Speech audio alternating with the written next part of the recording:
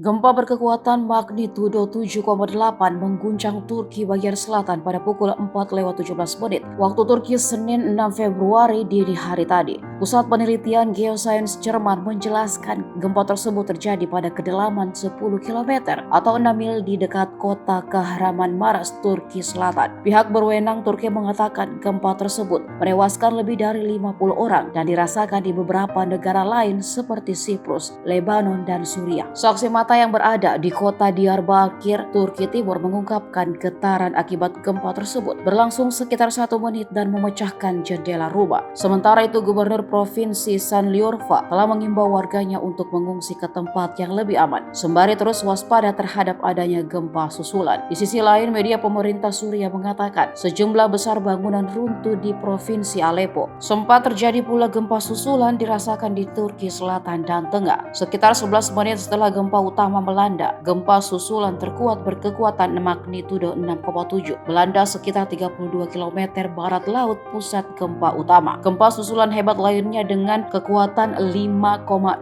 skala Richter kemudian terjadi 19 menit setelah gempa utama. Seorang wartawan bernama Eyad Kurdi yang tinggal di Gaziantep mengatakan ada 8 gempa susulan yang sangat kuat dalam waktu kurang dari 1 menit setelah gempa berkekuatan magnitudo 7,8 melanda. Menurutnya hal tersebut menyebabkan barang-barang di rumahnya jatuh ke tanah. Banyak tetangganya juga meninggalkan rumah mereka setelah gempa.